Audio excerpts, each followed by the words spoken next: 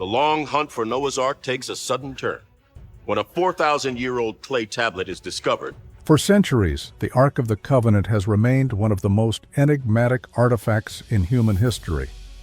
Mentioned in the Hebrew Bible as a sacred chest built by the Israelites to house the stone tablets of the Ten Commandments, it has captured imaginations and inspired countless theories. Some see it as a vessel of divine power, others as a lost relic shrouded in myth. But now, recent claims from a group of international scientists suggest they may have found the real Ark, and what they discovered challenges everything we thought we knew. The traditional image of the Ark is etched deeply into Western culture. A golden box adorned with cherubim, lightning flashing from its presence, mysterious powers capable of leveling armies. The Ark has been depicted as both a symbol of divine wrath and an object of immense spiritual significance. But while the descriptions are vivid in the biblical accounts, physical evidence of its existence has remained elusive. Countless expeditions have searched for it across continents, from the Temple Mount in Jerusalem to the mountains of Ethiopia and beyond. But every lead seemed to end in speculation, dead ends, or unprovable claims. What makes this new discovery so compelling is not just its physicality, but its context.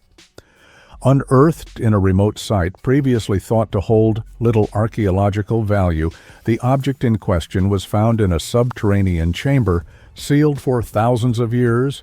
Covered in layers of sediment, it was initially mistaken for a ceremonial chest or religious container of local origin.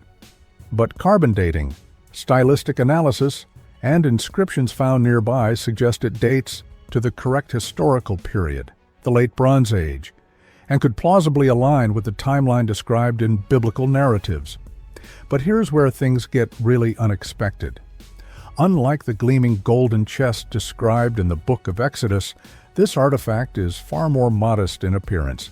It's constructed primarily from acacia wood, consistent with biblical instructions, but without the heavy gold overlays or cherubic figures so often imagined.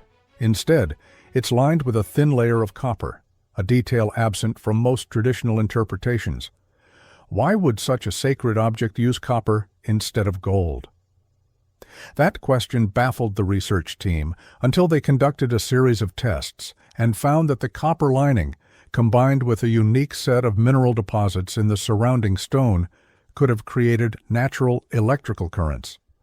This led to a stunning hypothesis. The Ark may have functioned not just as a religious symbol, but as a primitive electrical device. Some experts have proposed that the biblical accounts of people being struck dead by touching the Ark or its ability to emit power might be exaggerations of real phenomena, natural electricity discharges. The copper lining, the insulation from the wood, and the geological conditions in the storage chamber suggest that the Ark could indeed have produced small electrical shocks, enough perhaps to be interpreted as divine wrath in ancient times. The implications of this are enormous.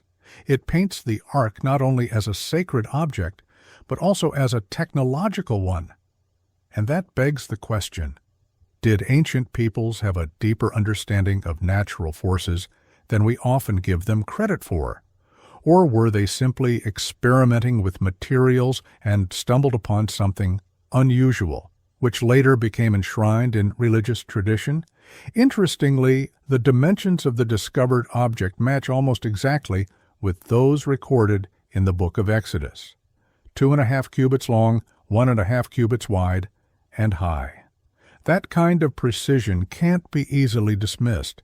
Even the rings and poles used to carry it, details that seem trivial, are present, though less ornate than depicted in sacred texts. More importantly, the site also contained artifacts suggesting the object was considered sacred, inscriptions in Proto-Hebrew, ceremonial offerings, and even remnants of incense used in ancient rituals. This wasn't just any container, it was revered. Yet, despite the excitement, not everyone is convinced. Some scholars urge caution, noting that the Ark's story is steeped in metaphor and religious symbolism. They argue that even if the object aligns with the biblical description, That doesn't mean it's the Ark. It could be a contemporary imitation or a local artifact that coincidentally resembles the biblical narrative. After all, stories about sacred chests and divine vessels exist in many cultures. Is this truly the Ark of the Covenant? Or simply another chapter in humanity's long history of spiritual storytelling? Still, the evidence can't be ignored. The researchers involved in the excavation have published their findings in a peer-reviewed journal, opening the door for further investigation. They've invited other scientists, theologians, and historians to examine the object, analyze its context, and weigh in on its significance. The academic community is buzzing, torn between skepticism and wonder, and then there's the matter of what was, or wasn't, found inside. According to the book of Hebrews in the New Testament, the ark contained the tablets of the 10 Commandments, Aaron's rod, and a jar of manna. None of these items were present in the discovered artifact. The interior was empty. But the scientists believe this could be due to looting or natural decay over the centuries. After all, even a sealed chamber isn't immune to the passage of time. But what if it was never meant to contain physical objects? Some fringe researchers suggest that the ark may have always been more symbolic, a conduit for spiritual experiences, rather than a box of treasures. They argue that the descriptions of the ark's powers, its ability to bring victory in battle, to communicate divine messages, to strike fear, could all be metaphors for the influence of faith and belief systems in ancient societies. That interpretation gains traction when we consider how the ark was used. It wasn't kept on display or paraded daily. It was hidden behind veils, accessible only to the high priest, and only once a year on Yom Kippur. Its secrecy, its mystery, and the rituals surrounding it all suggest that the ark functioned as much psychologically as physically. It represented the presence of God, the center of the covenant, and the heart of the nation. Now imagine being one of the first people to set eyes on this rediscovered object, the air thick with dust and reverence, the silence of the chamber echoing with the weight of history. The box, plain yet powerful, sits silently, as if waiting for someone to remember what it once meant.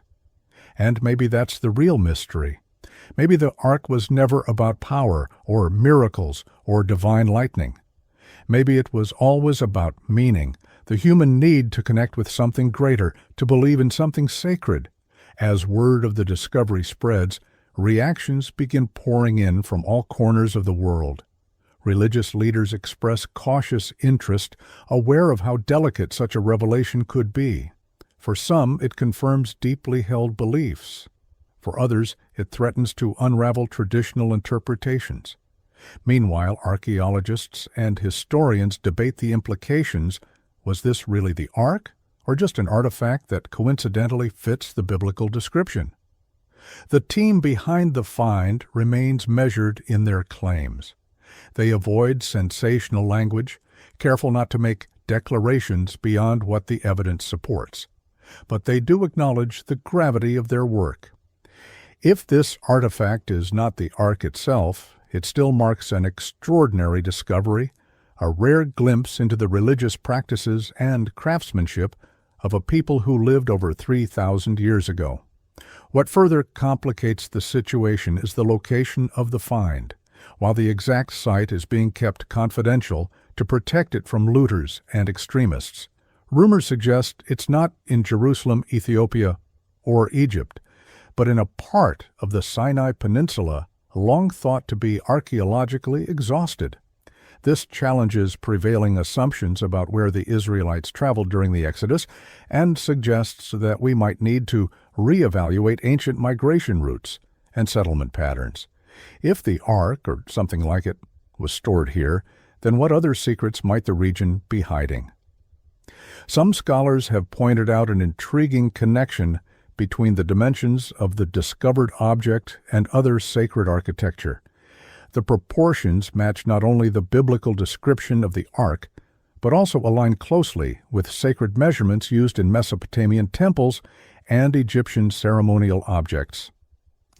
This raises the possibility that the ark's design was influenced by neighboring cultures and that its religious significance may have evolved over time. Perhaps it began as a regional cultic object and later took on deeper, nationalistic or theological meaning as stories were passed down and edited into sacred scripture. But that leads to an even more provocative question. If the Ark of the Covenant, as described in the Bible, is based on a real artifact, could other miraculous objects also have historical roots? Could the staff of Moses, the holy anointing oil, or even the fabled menorah from the Second Temple be similarly grounded in reality, ritual tools whose origins were transformed into legend over the centuries? The discovery also brings new energy to old debates about biblical historicity. Was the Exodus a literal event? Were the Israelites a distinct people group wandering through the desert? Or were they a cultural offshoot of Canaanite society that developed their own traditions over time? The artifact doesn't answer those questions definitively, but it adds another layer to the puzzle. If nothing else, it shows that at least some aspects of the biblical narrative were grounded in real places, real objects, and real human experiences. Another fascinating angle comes from the field of materials science. When researchers examined the copper inside the object, they discovered trace amounts of unusual compounds, elements not typically found in the region. This led them to speculate that the copper may have been sourced from a distant location, possibly even traded or carried from the mines of ancient Timnah, which were known to the Egyptians. If true, it suggests the people who constructed the object had access to complex trade networks and advanced metallurgical knowledge. It also opens the possibility that the Ark wasn't a singular creation, but part of a broader tradition of sacred containers used for communication with the divine. And that brings us back to the deeper mystery. What was the Ark really used for? If it did produce electrical discharges, however small, could it have been used in ceremonies meant to inspire awe or fear? Could it have played a role in early attempts to harness natural forces for spiritual purposes? Some scientists are even exploring the idea that ancient peoples may have accidentally discovered principles related to static electricity or piezoelectricity. The Ark, in this view, becomes a kind of prehistoric laboratory, an experiment in making the invisible seem tangible, the divine seem real. Of course, critics remain. Some claim the entire discovery is a hoax or a misinterpretation of a more mundane object. Others warn that trying to explain religious experiences through science risks stripping away their meaning. But many observers, both secular and religious, argue that uncovering the truth only deepens the sense of wonder. If the Ark was a real object, built by human hands and carried across ancient landscapes, then it connects us more intimately to the people who wrote these stories and lived these traditions. Their hopes, fears, and aspirations become more relatable, more human. The team has announced plans to conduct further excavations around the site. Ground-penetrating radar has revealed additional chambers nearby, some of which may still be sealed. If those chambers contain related artifacts, scrolls, altars, priestly garments, it could provide even more context for the original object's use and significance. Already, digital reconstructions and 3D imaging are being used to model the artifact and share it with researchers around the world. The hope is that open collaboration will lead to a fuller understanding without the biases that often plague studies of religious artifacts. Meanwhile, in pop culture and media, the story has ignited a firestorm. News outlets scramble for exclusive interviews, and documentaries are in the works. Social media buzzes with theories, from the plausible to the outrageous. Some claim the Ark contains alien technology. Others believe it's a government cover-up. Still others see it as a sign of prophetic fulfillment. The sheer range of interpretations reflects the power of the Ark as a symbol. It means different things to different people, depending on their worldview. What unites all these reactions, however, is fascination. The idea that a legendary object might actually exist in the real world is irresistible. It bridges the gap between myth and history, between faith and fact.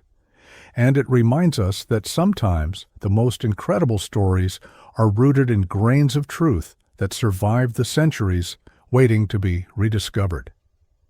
If this is indeed the Ark, or even something close to it, then we're faced with an unprecedented opportunity to explore not just the object itself, but the world that produced it, to understand how people of the past made sense of their world, how they interacted with the sacred, and how those beliefs shaped civilizations. Whether you're a believer or a skeptic, a historian, or a casual viewer, the rediscovery of the Ark challenges us to rethink our assumptions about the past, and perhaps that's the most powerful thing about it. Not the lightning bolts or divine wrath, but the ability to inspire questions, to provoke curiosity, to make us wonder what else might be waiting beneath the earth, just beyond the reach of time. In the weeks following the announcement, major academic institutions begin forming collaborative panels to study the object and its surroundings in greater depth. Scholars from diverse fields, biblical studies, anthropology, physics, theology, and geology, gather to cross-reference the discovery with everything from ancient texts to soil samples. What emerges is a portrait of a civilization far more complex and interconnected than once thought. The people who built this object were not isolated desert wanderers. They were artisans, traders, priests, and thinkers, deeply engaged with the cultures around them and possibly contributing their own innovations to the ancient world. Perhaps the most profound revelation of all comes not from the object itself, but from how it reframes the human story. For thousands of years, myths and scriptures have served as humanity's earliest attempts to explain the unknown. They encoded values, preserved histories, and bound communities together. Now, with the help of modern science, we can begin to decode those stories, not to dismiss them, but to understand them more fully. The Ark, whether divine in origin or entirely man-made, represents a bridge between faith and reason, symbol and reality. The object is scheduled to go on temporary display under highly controlled conditions. Security is tight, not only because of the artifact's value, but also because of its potential to incite religious fervor. Authorities are cautious, knowing that claims about the Ark can spark intense reactions. But the decision to display it is seen as a gesture of transparency, an invitation to the global public to witness this moment in history and form their own impressions. The exhibit features interactive timelines, digital recreations of ancient rituals, and side-by-side comparisons with biblical descriptions, allowing visitors to explore the artifact from multiple perspectives. Meanwhile, theological communities are engaging in spirited discussions. Some see the discovery as validation of sacred texts. Others urge caution in making theological claims based on archaeological findings. A few propose that the Ark, in whatever form it existed, was never about the physical object, but about the covenant it represented, the relationship between people and the divine, between law and morality, between identity and belonging. This interpretation has gained traction even among skeptics, suggesting that whether the Ark is literal or symbolic, its legacy remains powerful. Curiously, despite all the attention, the artifact itself remains silent. No lightning, no supernatural events. Just an ancient container, remarkable for its craftsmanship and context, but not magical in the cinematic sense, and yet, standing before it, even the most hardened scientists admit to feeling something strange. A kind of reverence, a weight that's hard to explain. Is it the power of suggestion or something deeper? Perhaps the real power of the Ark was never about miracles, but about meaning. In a world where so much is uncertain, people have always sought symbols that make them feel connected to something greater, whether that's God, tradition, or simply the shared human experience of wonder. The ark may have served that purpose for the ancient Israelites, and now, in a different way, it may serve it for us. The media buzz eventually quiets down, but the work continues. Excavations expand across the region. New fragments are found, pieces of pottery with inscriptions, stone tablets with partial texts, even what might be a rudimentary altar. Each find adds a layer to the story, helping researchers reconstruct the religious life of a people who once carried an object they considered sacred across harsh, unforgiving terrain. What motivated them? What did they fear? What did they hope for? These questions animate the ongoing research. And then there's the most tantalizing question of all: was this the only ark? Some suggest that there may have been multiple sacred chests, each serving a unique purpose in different locations. Others argue that the ark was a one-of-a-kind object that inspired countless imitations. If that's the case, then what we've found might be a prototype, or a successor, or even a replica. But in the end, does it matter? The real significance lies not in proving the object's authenticity beyond all doubt, but in exploring its impact, how it reshaped ancient societies, how it continues to spark debate, inspire curiosity, and connect the ancient world with the modern one. Whether we are looking at the original ark, a forgotten relic, or a brilliant forgery, the fact remains: it has reignited our desire to understand who we are, where we come from, and what we believe in. As the research progresses, one thing becomes clear. The Ark of the Covenant, whatever its true origin, was never just about the object.